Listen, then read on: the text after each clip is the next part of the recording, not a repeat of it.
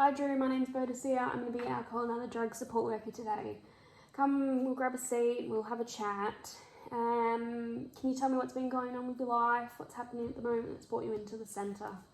So I've been drinking since I've been 16 years old. Yep.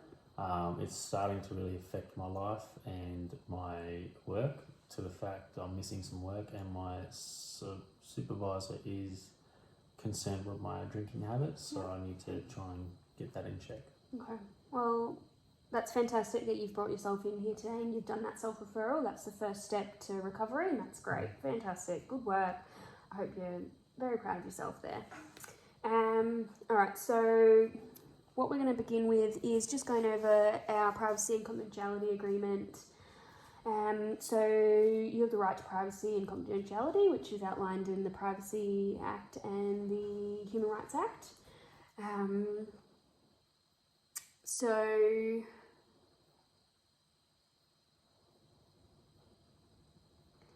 everything that we discuss in this meeting and in this setting is governed by privacy and confidentiality. Nothing will be disclosed with somebody outside of this service without your consent. You can provide that consent verbally and by writing and signing this confidentiality agreement as well. In any cases that we do need to disclose any information about yourself or something that's been said that is going to fall under something subpoenaed by the courts, federal police if they've requested it, child safety can also request the information shared within these group settings, and obviously if you're at risk of harm or if somebody else is at risk of harm as well, okay? You have the right to deny service and not sign the privacy and confidentiality agreement, but in doing so that means we can't provide a service today, okay?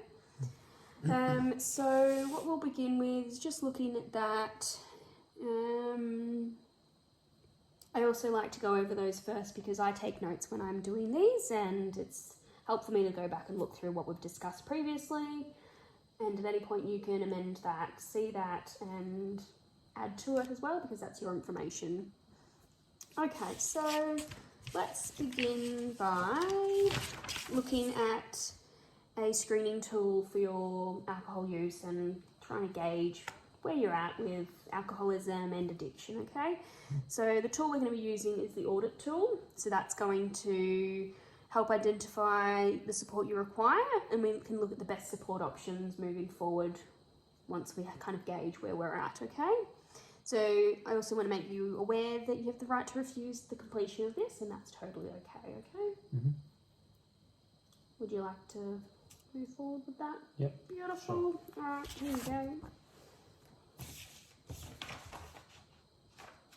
Thank you. Great. Thanks, Drew. Okay. Great. Alright, so looking at these results, I'm kind of seeing about a moderate to severe alcoholism and addiction going on here. I can see that you're starting to feel that it's impacting your work life, and your employer has also seen that, which is concerning, but I'm grateful and very pleased that you've managed to see those warning signs, I will call them, and present here, which is fantastic. So let's move forward from this, and we're going to look at the treatment options that we can go over for yourself.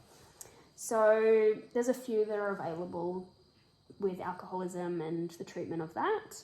I'm going to suggest a couple of them, and we'll see how they fit in your lifestyle and how you think that we can work them in. Mm-hmm. So we've got the inpatient facilities, which are a 24-hour rehabilitation centre. They can offer around-the-clock medical support as well as mental health support as well, which is usually really important if you're quite high up on that addiction scale. You've also got an option of an outpatient facility or support option, which is not so 24-hour full on, and it allows you that space to continue on in a normal sitting of living your life, going to work, if you can still function in that role as well as receiving that less intensive support. Okay. Mm-hmm. We've also got another option, which is behavioural therapies, which is part of finding the triggers, and whether it's a mental thing or it's something else that's kind of triggering that lean towards alcoholism. So they can look at cognitive and family behavioural triggers. That's another option. And we've also got the medical detox, which is usually the first choice or the first step to recovery, is taking that detox step. So that can be quite full on for some people. In saying that though, some people do need to take that first step and just dive in. How do you feel that may affect you? Do you think one of those suits best, given that you're able to recognise that you need to seek help? Definitely, I'll definitely take them on board and look at going and using one of those treatments. Great. Thanks, Drew.